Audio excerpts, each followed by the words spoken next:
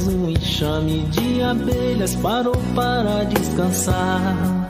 Me deu vontade de contar como é que eu faço quando me bate um cansaço e eu paro pra aliviar.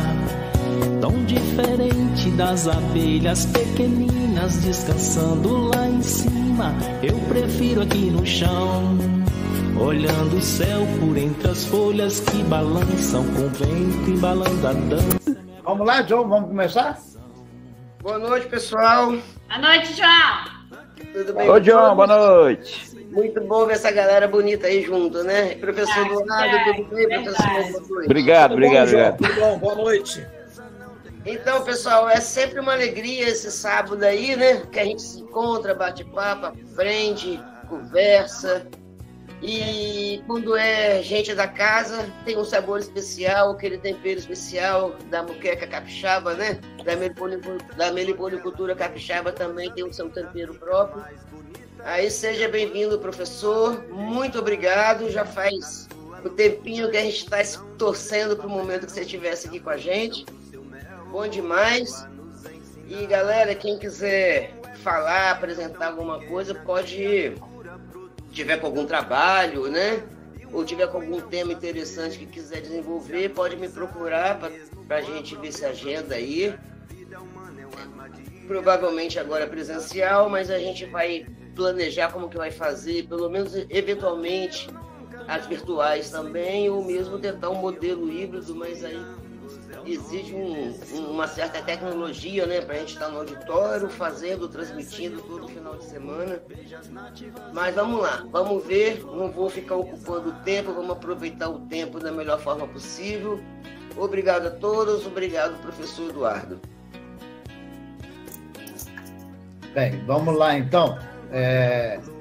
Para quem quase todos devem conhecer o nosso professor Eduardo, né?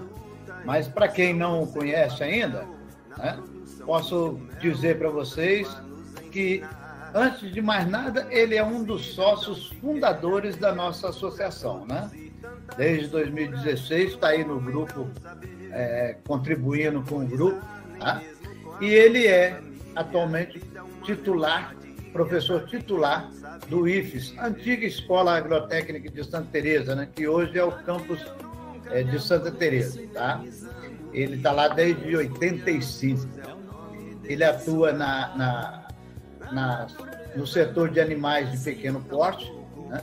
Tem graduação em licenciatura plena em Ciências Agrícolas, né, da Universidade Federal Rural do Rio de Janeiro. Ele tem o mestrado também em Educação Agrícola, da Universidade Rural do Rio de Janeiro, e o doutorado em Produção Vegetal na Universidade Estadual do Norte Fluminense, né?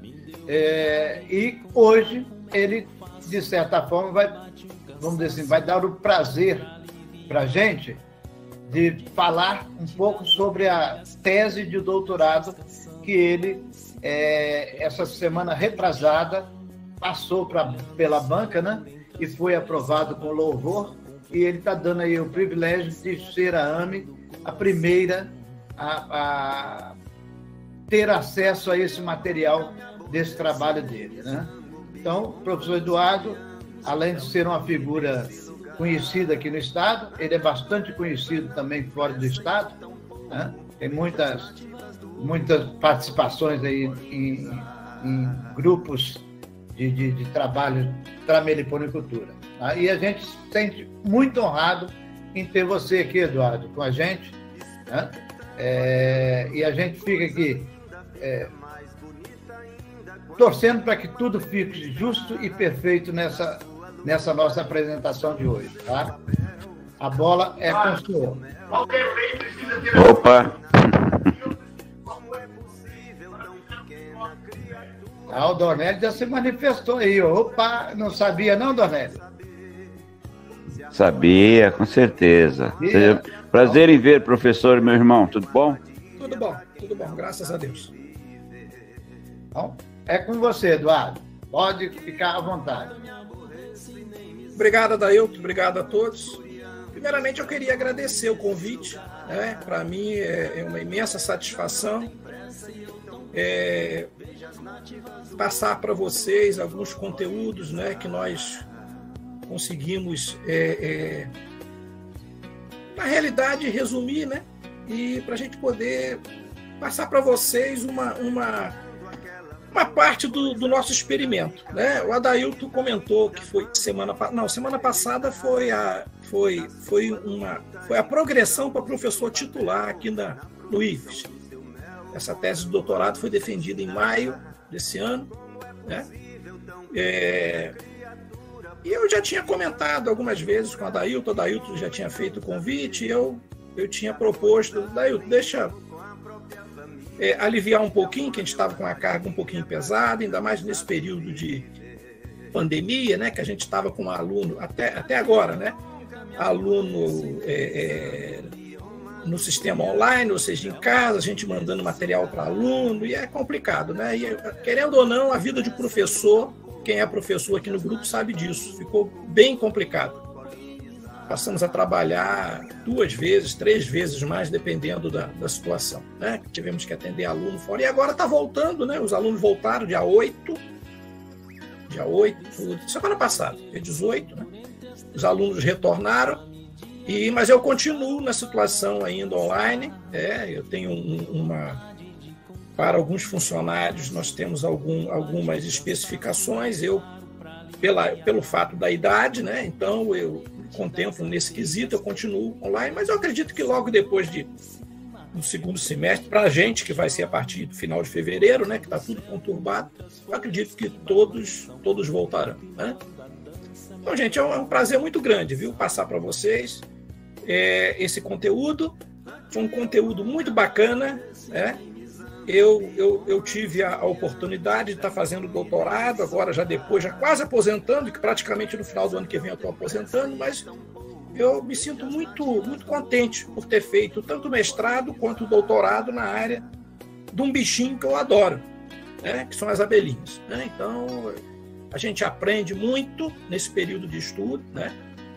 E eu estou vendo aqui que a plateia hoje, Adailton, você me colocou no meio do fogo, né? Que tem muita gente aqui, estou vendo aqui, e muita gente especial aqui no grupo, viu? Então, porque eu confio. Um papo para nós aqui. Vamos lá, então. Eu confio na sua capacidade, né? Você pode se preocupar, eu confio na sua capacidade. Mas vamos lá, então. Então tá, gente, vamos iniciar, então. Só vou pedir ao pessoal, se por acaso, durante a sua apresentação, quiser fazer alguma pergunta, né, por favor, usa o recurso da mãozinha levantada, que aí o João e eu aqui tentamos não atrapalhar a apresentação, mas fazendo alguma interferência, algum pedido para que a gente possa ter a resposta imediata, tá? Ok? Tudo bem, então, vamos lá. Usar o recurso da mãozinha aí, pessoal. Uma boa noite. Então. Vamos lá, professor. É com o senhor.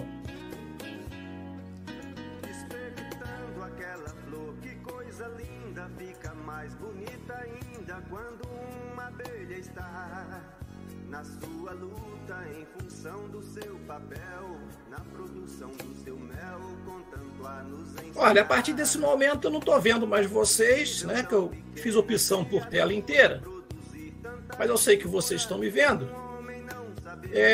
Eu gostaria que vocês estão escutando bem o meu áudio aí? Tá tudo bacana? Tranquilo? Tá ótimo. Tá ótimo. Perfeito. Então vamos lá. A apresentação já está na tela direitinho. Então vamos lá.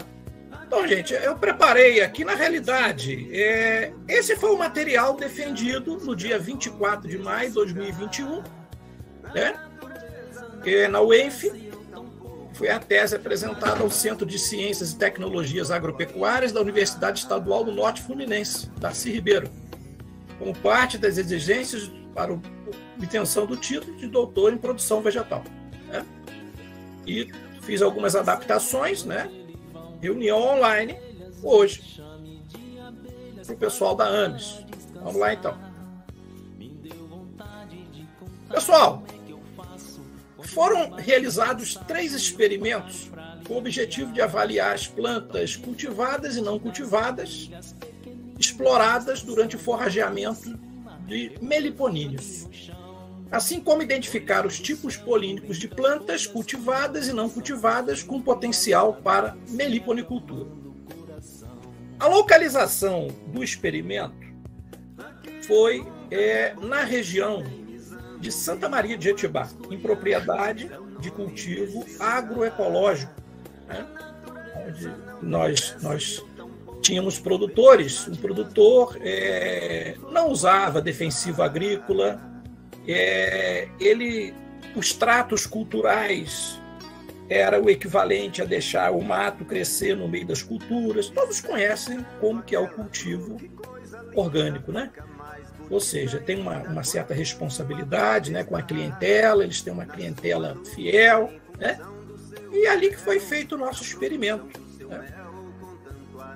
O período do estudo demorou 1 ano, né? Nós começamos, foi no outono de 2019 para 2020, né? Então, rodou 1 ano esse estudo. Inclusive, esse estudo, finalzinho desse estudo, eu tive até alguns problemas, que foi quando a pandemia estourou, né? E o município de Santa Maria de Jetibá foi um município que foi fechado. Houve muitos casos, né, da Covid-19 e os últimos as últimas coletas de materiais foi até problemático para mim fazer isso, mas graças a Deus deu tudo certinho, né? A metodologia, qual foi a metodologia utilizada? No nosso experimento, eu só trabalhei com uma abelha, que foi a abelha jataí, uma abelha regional, uma abelha da região, né? É uma abelha nacional, né? Não podemos considerar uma abelha nacional. Para mim, é uma das melhores abelhas para se trabalhar. Eu me lembro muito bem, todos sabem que eu tenho o Dr. Paulo Nogueira Neto como um grande mestre, né? Eu tive a oportunidade de, quando eu terminei o mestrado, fazer um período de busca de técnicas apuradas ou algo lá na Fazenda Aretuzina, lá em São Paulo, São Simão, né? E eu tive o Dr. Paulo como um amigo. Eu nunca me esqueço quando o Dr. Paulo me falava que ele sempre tomava a colherzinha de mel jataí para ele. Ele comentou comigo uma vez que era um dos méis preferidos dele, né? Então, a abelha jataí foi escolhida com esse propósito, né? Por ser uma abelha de ocorrência na região, uma abelha tranquila de se mexer, né? A abelha foi a da espécie jataí, Tetragonista angustula. Nós tivemos coletas de materiais no campo, ou seja, espécies vegetais floridas, né? Espécies vegetais essas que eram plantas cultivadas e não cultivadas, né? Nós colhimos esse material, todas as flores em antese eram colhidas, as plantas. As identificadas, eu já tinha identificação, já sabia. As não identificadas eram feito essicata, né? Secagem dessas plantas, que foram encaminhadas para o Museu de Biologia Melo Leitão, para o setor de botânica, e no setor de botânica teve a identificação por botânicos, por pessoas especializadas, né, na área. Então, nós colhíamos esse material. Também fazíamos coleta de grãos de pólen nas curbículas das abelhas ao entrarem em suas caixas, né?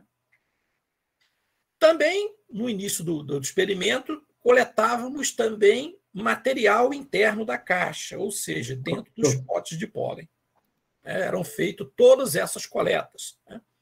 E isso para futuras identificações, para a gente poder cruzar as informações e saber, na realidade, quais as plantas realmente visitadas, forrageadas pelas abelhas, né? Professor, só uma perguntinha. O senhor, por acaso, passou da tela que está a localização, período e... Não, ainda estou em metodologia. Não, porque me perguntaram se estava travada a tela. Não, estou em metodologia ainda. Está ainda, ok. Ok. Então, gente, foi feito todo esse trabalho, né? E, inclusive, foram feitas lâminas desse material no laboratório do IFES, né, do campus Santa Teresa. Eu contei com a ajuda de alunos, monitores, né? Preparamos essas lâminas. Essas lâminas, depois de preparada, foram analisadas na FUNED, na Fundação Ezequiel Dias, um órgão estadual do governo de Minas Gerais, onde a minha co-orientadora, a professora Paula Calassa, né, me ajudou muito nessa identificação dessas lâminas, né? Algumas lâminas até teve que ir para São Paulo para ter a devida identificação, né?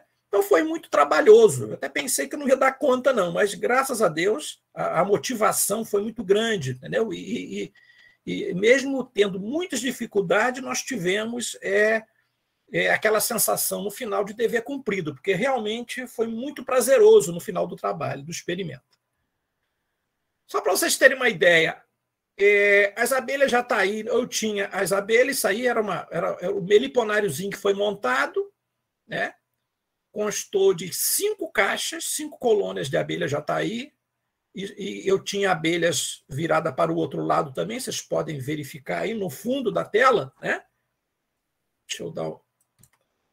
Lá no fundo, vocês estão vendo? Eram caixas viradas para o outro lado. Por que essas caixas? Para o experimento, só contou essas caixas aqui, ó, caixa A, B, C, D. Foram 5. Mas as caixas reservas, porque se porventura tivesse algum problema, de alguma mortalidade, alguma colônia dessa viesse a ter algum problema, eu tinha colônias para serem substituídas, é claro, com as devidas anotações e os registros, né?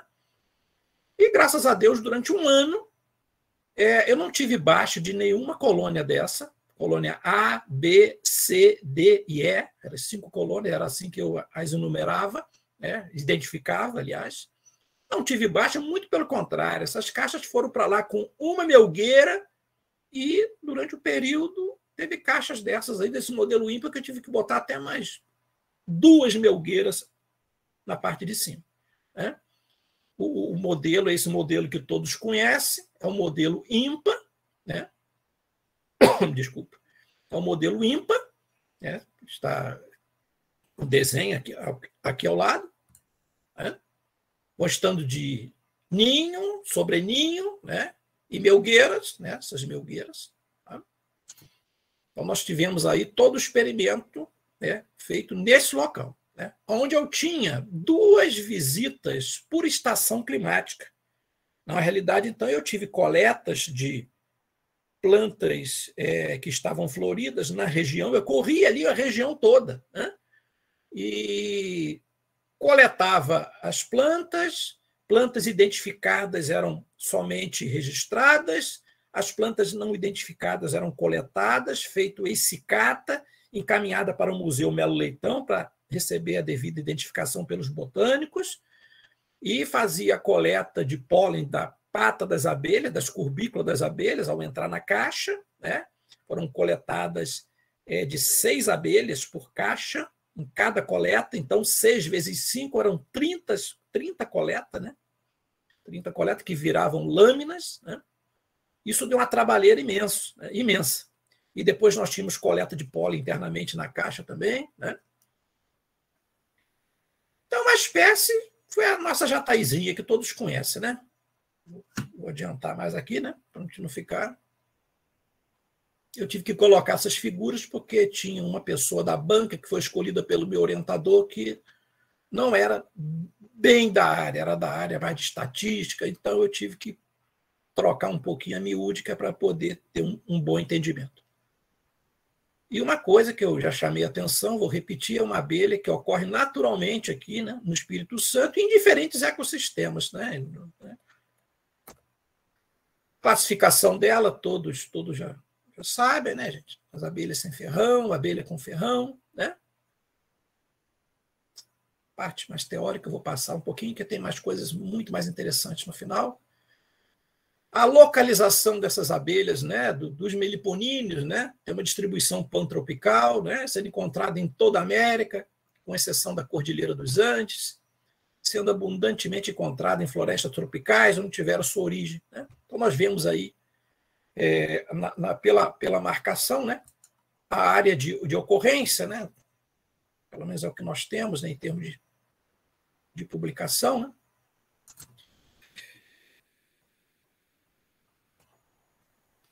Então, nós vemos que a meliponicultura vem ganhando espaço em todo o território nacional, né, pela vasta diversidade da flora e dos mais variados tipos de clima que possui o Brasil. Né? Nós sabemos que as abelhas sem ferrão, né, as abelhas indígenas sem ferrão, têm um papel muito importante, né, muito importante. Segundo o professor Kerr, né, o Brasil possui a maior diversidade das abelhas sem ferrão do mundo, né? Podendo até representar, né, 90% dos polinizadores de um ecossistema. Né? A atividade dessas espécies de abelhas sem ferrão, denominada meliponicultura, ela é atrativa para produtores agrícolas, inclusive na minha área de experimento, o proprietário lá, quando acabou o experimento, eu deixei de presente as 5 caixinhas lá para o proprietário, ele ficou maravilhado lá com esse presente, e depois ele aprendeu muita coisa comigo durante esse 1 ano lá de coleta de informação. Ele sempre, nos dias que eu ia, ele ficava do lado, ele ficava observando, e eu tinha que, de uma forma delicada, né, fazer a coleta do material e passar alguma coisinha para ele, porque eu sentia que ele tinha ali uma sede, ali no conhecimento, de aprender. E eu não queria decepcioná-lo, né? Um senhor humano, né? Uma pessoa que eu sou eternamente grato lá por ter permitido lá esse experimento em sua propriedade, né? E ele é uma das pessoas lá que ficou lá, ficou apaixonado pela criação de abelha e está querendo até mexer com outras espécies, né? E eu sempre comentando com ele, né? Para ele, a região dele ali tem a melipona capixaba, né? E até já dei alguns conselhos para ele criar aquelas abelhinhas da região, as abelhinhas de ocorrência natural na região dele. Então, tem futuro ali, com certeza, uma pessoa muito bacana. E com relação a essas abelhas, com relação às abelhas sem ferrão, né, elas também são um pouco exigentes em espaço, em trabalho. Né? Eu já estou aposentando para o ano que vem, então eu já estou pensando aqui já em ter a minha aposentadoria mais leve, né? Eu já mexi com apps aqui na escola, então acho que não dá para ficar carregando minha hogueira de mais de 10 quilos para lá e para cá, não. Né? Eu acho que uma caixinha de abelha sem ferrão é bem melhor. Né? Fornecimento de subprodutos bastante valorizados, de muita importância na polinização de culturas, né? Conservação dos agroecossistemas. Né? Então, isso tudo é um valor enorme, né? Então, a gente vê aqui uma relação entre abelhas e flores, né? A professora Imperatriz Fonseca está aí na nossa live hoje, viu, professora? Peguei aqui a sua citação, muito bacana, que as abelhas, para sobreviverem, necessitam de uma fonte de alimento energética e outra proteica. Fontes estas que são encontradas nas flores. Isso aí é uma citação da professora Imperatriz Fonseca, professora Vera, a qual eu admiro muito. Então, nós vemos aí o pólen e o néctar. O pólen, a substância sólida, a substância, né, proteica, né, que é utilizada como alimento para as abelhas, tem a sua função interna ali nas crias, né, para a produção da papa larval e outras coisas mais. E o néctar, substância líquida, né, que as flores liberam, né, para que as abelhas coletem esse néctar e mais tarde vem até transformá-lo em mel. Né? Então, nós vemos aí, então, existe uma relação. Né? As abelhas vão até as flores coletar seus alimentos, e as flores, as espécies vegetais, através das flores, né, necessitam desses agentes polinizadores, no caso, não só as abelhas, mas outros insetos também, mas as abelhas, né, para se perpetuarem, né? Olha que imagem bonita aí. Tá aí uma abelha, parece que é uma abelha, parece ser uma abelha solitária, né? Mas não é o caso, eu não quis especificar. Eu quis aqui mostrar a imagem como que as abelhas, né, dependendo do tipo de flor. Isso aí me parece ser uma flor de uma espécie vegetal, da família das cucurbitáceas, me parece, não tenho certeza. Então, nós vemos aqui o exagero de pólen, né? O pólen é o gameta masculino, né? É o gameta masculino, ou seja, esse pólen ele se encontra na antera, né, que é a parte masculina da flor, e ele vai, né, o grão de pólen, ele vai até o estigma, que é a parte feminina, né, fazendo com que ocorra a fecundação das flores, né?